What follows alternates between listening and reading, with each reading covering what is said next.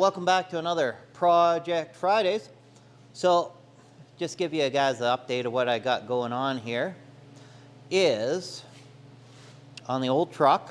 So if you guys followed the last video, this old truck here, I was playing with the door hinges. Now these door hinges are an absolute bear, like just, oh, this whole project right here, just those little doohickeys. One of the most frustrating jobs I've done in a long time. They had taken about 3 weekends, just door off, door on, drill it out, waller out the holes, get different bolts. The hardware that it came with, I tried those. They were 1/4-inch hardware, grade 5-ish maybe. They were kind of a flanged head bolt. Wasn't overly impressed with them. After tightening them up, they kind of twisted. You could tell that the threads, they're all stretched. Ended up picking up some grade 8 hardware, 5/8, hammering them home once I got them all set in place. But anyways, this was just, oh man, this was frustrating. But yeah, it was something like 3 weekends, worth of work just trying to get this on and off.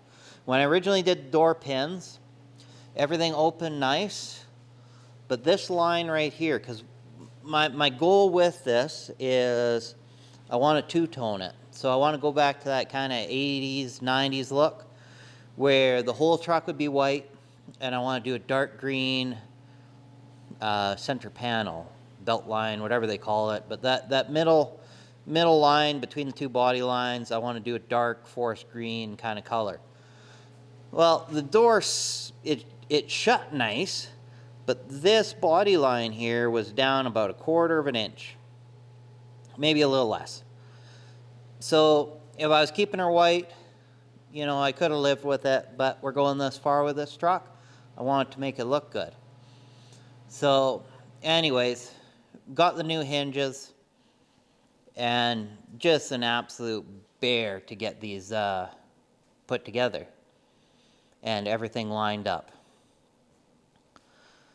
What I ended up doing is in the shop here, we got this big picker, and I'm not sure if I just thought of it on my drive to work or if I dreamt it or what, but I got thinking, most body shops, they have a jig that kind of holds the door in place as you set those bolts and set everything up.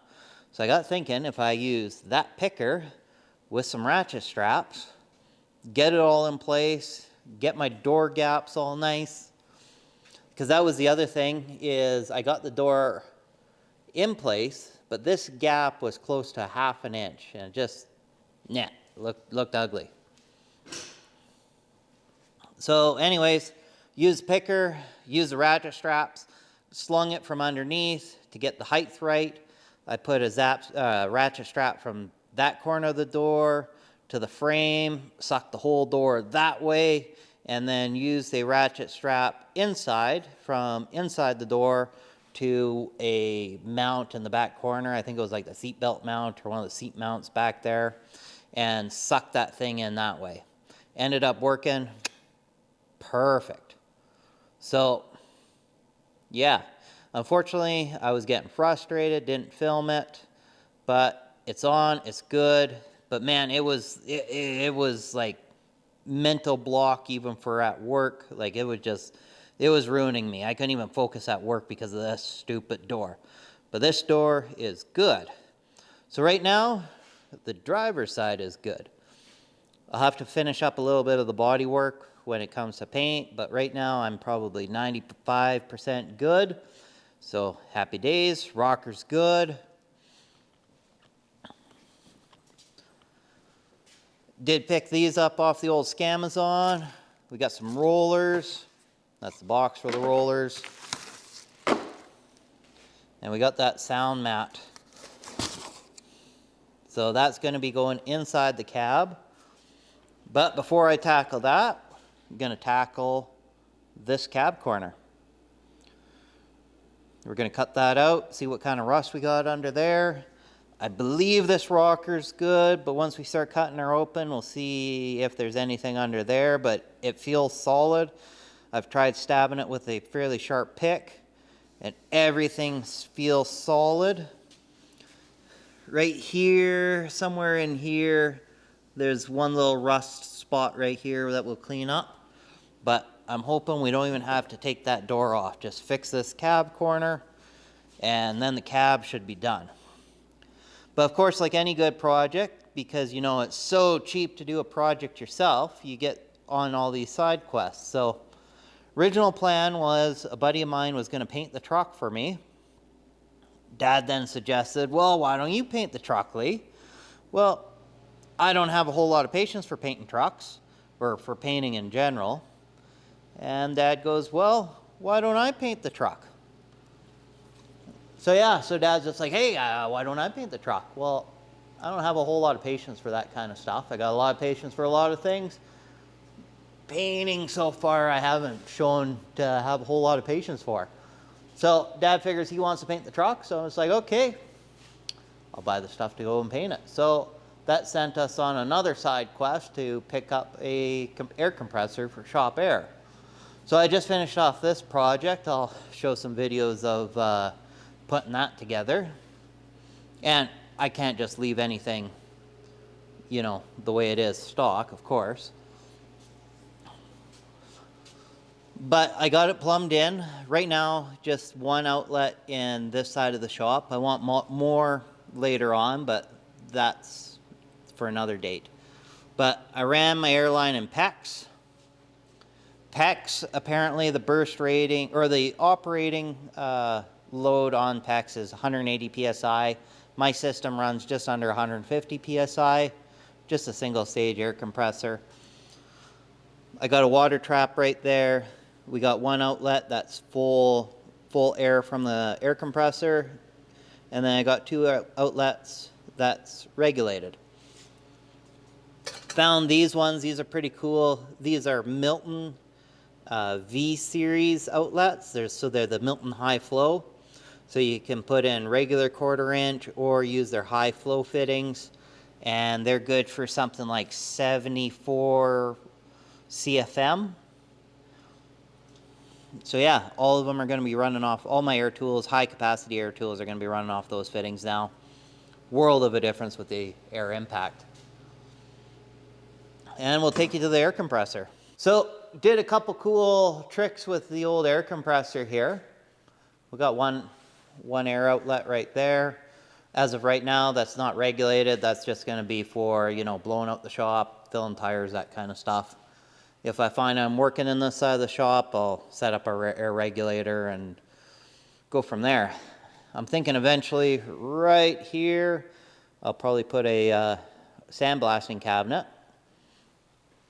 But right here, so off the air compressor, I replumbed this. So off the air compressor, out of the head, we come with a pipe into a condensing unit. It's just a oil cooler for automotive, a electric fan, 12-volt electric fan, come out to a water trap, and then into the air compressor. So what this does is this strips, well, it condenses the air. It does two things. It's going to condense the air, giving my air compressor, the 80-gallon tank, more capacity. It's also going to condense the moisture. It's going to collect in this water trap, and then the water trap's got this little automatic dribbler right there. And as you can see, there's a wet spot on the concrete floor. Every time the compressor turns off, it unloads that whole line, which then automatically drains that. And it's an impressive amount of water that comes out of there. I also added an hour meter to this, because apparently every 100 hours you should be changing your oil on an air compressor. And I, spent a good amount of pesos on this, so I want it to last long, do the proper oil changes. To run that fan, right back here, so right here we got a 240 volt AC to 12 volt DC converter, and that's what powers the electric fan right there. That's just ran off the load side of the pressure switch. So when this motor turns on, it energizes all of this. Then it tells me the amount of hours this thing has been running. Out of the air compressor, we went to 1-inch PEX just for a bit of a flexible line. This hard line is all brazed in, so it is annealed and it's fairly soft now. All the joints are brazed, and we got 2 drops. So these in, say, the gas fitting world would be a drop leg, and what that does is it gives a spot for the condensate to drain out. So what this doesn't catch, this catches, I don't know, let's say 98% of the moisture. It condenses and then will drain out of the bottom there. Then what's left over will condense into the tank, and I put a drain right there for the tank. But what's left over, as the air comes out through here, it'll go up the wall and then down. And the water will condense up there, and then when the air compressor turns off again or you stop using it, the water will drain down to the drop leg right there. Whatever that one doesn't catch, this one will catch.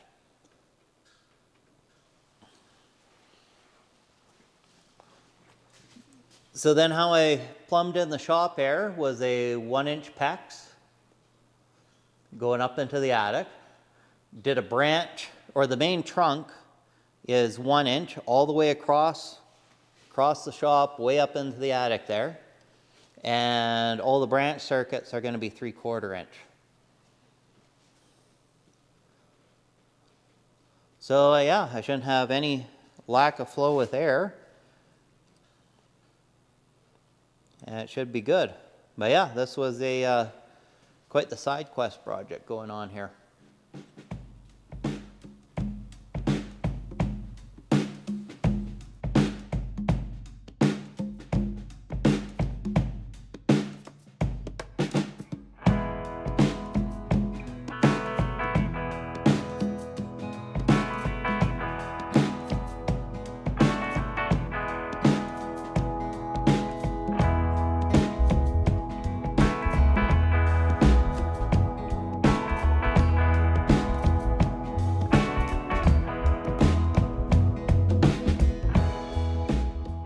So we got our CNC design done all here. Cardboard aided design. We got the layout for the fan. These will fold over. Got the holes right here. Line up with these holes right here. So I'll get this programmed into the arc droid. We'll cut her out, throw her on the brake, hot glue it all together, and then start building a bracket for it. Oh, yeah, buddy. Oh, you a good boy? Are you a good boy?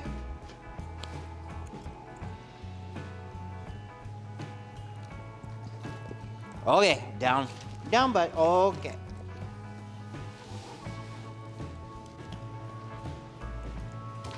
Okay, so I built this over here last night, and didn't end up liking the way it turned out. I was trying to do it one piece, cut her out on the arc droid. Something went crooked here, and it didn't bend up all square, and it kind of looks crappy. So we're gonna do her up again. We're gonna do a 2-piece, and then glue her all together and do her right for the second time.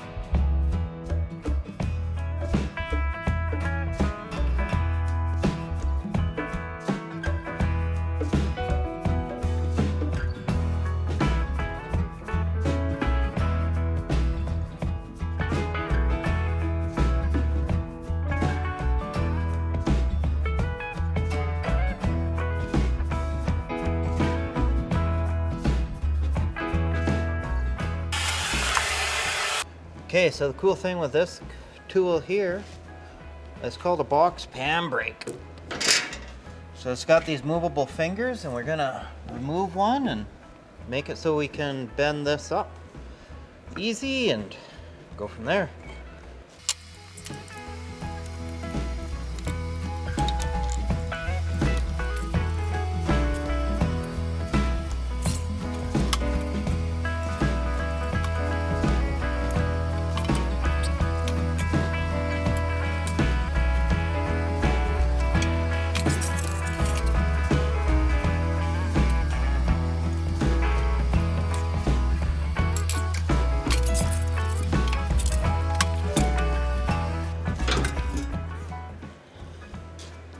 There, we got nice crisp 90s. And then with these fingers, we can slide this in here and make a pan.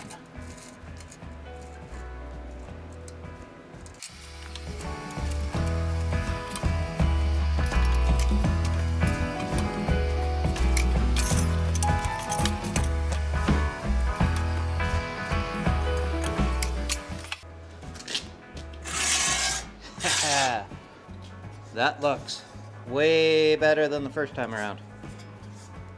Cool, now let's make this is the piece for the fan, and now we'll hot glue this together and make the one for the condensing unit.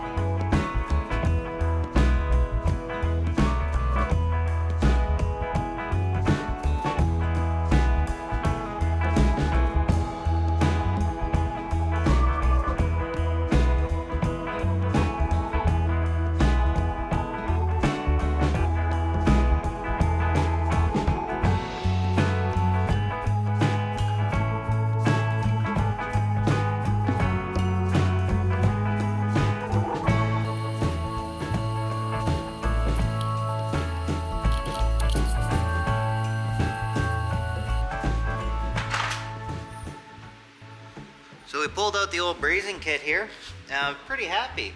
I picked this up from a local supplier here, but not my HVAC supplier. And it turns out what they sold me was ACR tubing. So that means it's purged. Oh yeah, you're a good boy. So what it means is it's purged with nitrogen, and I can use this for refrigeration. So that's good. So that means I can use it for other stuff instead of just the air compressor.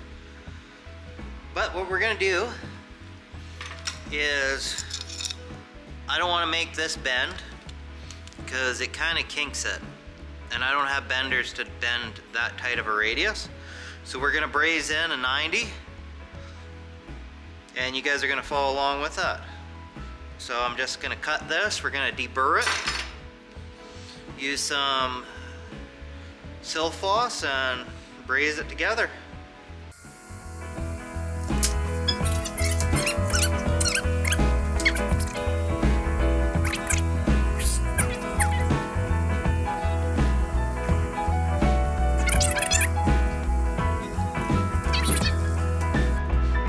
When you guys are deburring ACR pipe, what's called a deburring tool.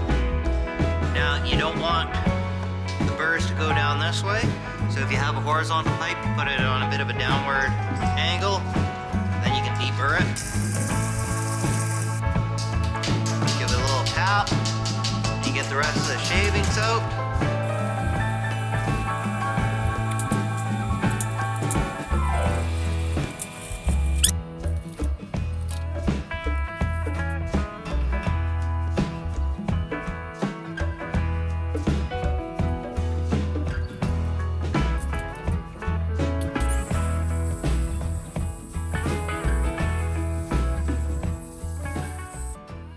So if you guys ever get into brazing, the trick with it, unlike soldering, you want to get this cherry red, nice and bright red hot, both on the fitting and the tubing going into it, and then you lay your silver into it. Silver takes a fairly high temperature to melt and wick in, but it also handles a higher pressure, so this is actually a really good application for this as well.